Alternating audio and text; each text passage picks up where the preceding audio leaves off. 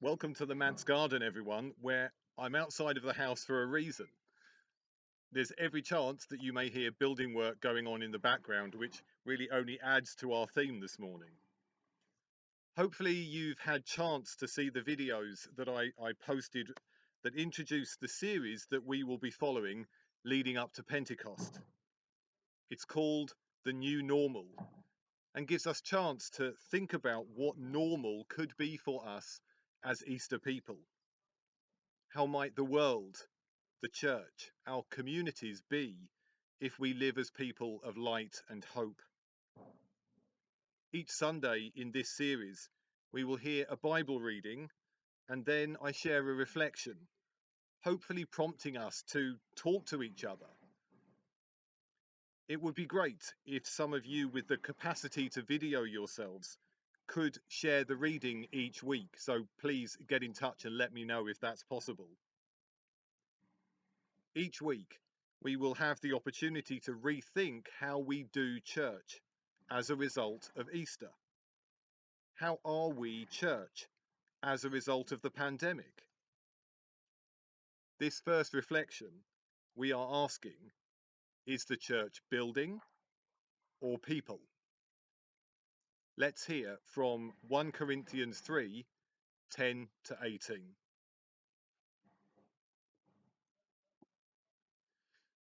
Or to put it another way, you are God's house. Using the gift God gave me as a good architect, I designed blueprints. Apollos is putting up the walls. Let each carpenter who comes on the job take care to build on the foundation. Remember, there is only one foundation, the one already laid, Jesus Christ. Take particular care in picking out your building materials. Eventually, there's going to be an inspection. If you use cheap or inferior materials, you'll be found out. The inspection will be thorough and rigorous. You won't get by with a thing. If your work passes inspection, fine. If it doesn't, your part of the building will be torn out and started over. But you won't be torn out. You'll survive, but just barely. You realize, don't you, that you are the temple of God, and God Himself is present in you. No one will get by with vandalizing God's temple, you can be sure of that. God's temple is sacred, and you, remember, are the temple.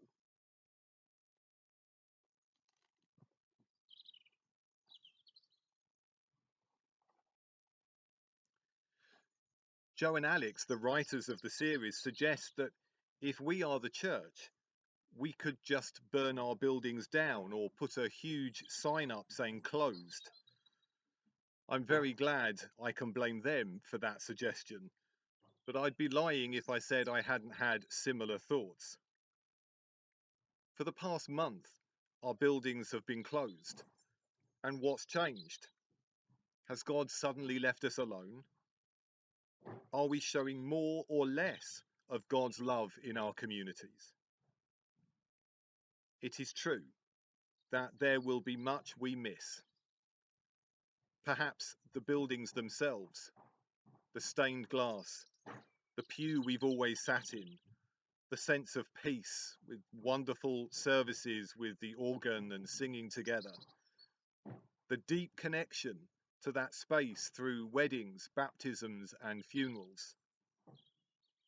Some of us will miss the people, meeting up together, sharing communion, gathering in real life.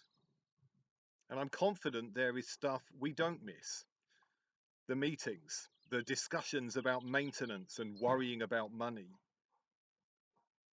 There are folk who don't come to our churches each week, but are now engaged with WhatsApp and these videos on YouTube. They may miss nothing about the building, but are hugely thankful for personal contact, space to recognize God in different ways and in their own time and way.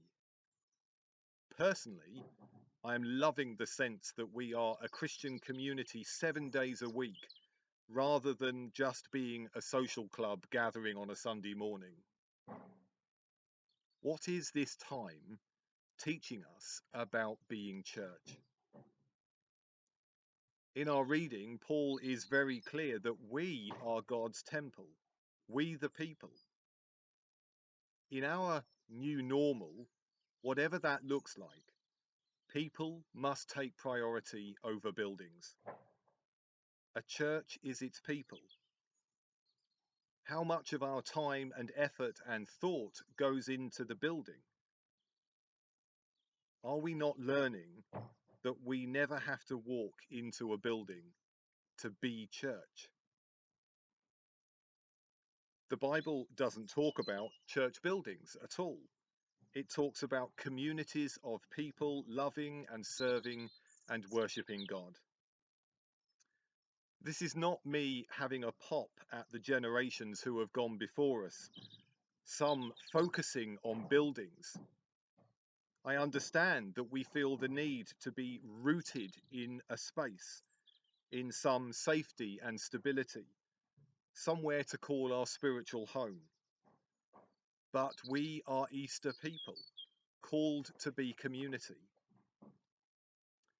So what might a new normal look like? How will we be church once we are back in those buildings? And the rest is over to you. Discuss, consider, be brave and vulnerable in thinking the unthinkable. How wonderful and creative and people-based could a church without walls be? Always remember that God is calling us out of our tombs into the world, being loved along the way. So be it for us. Amen.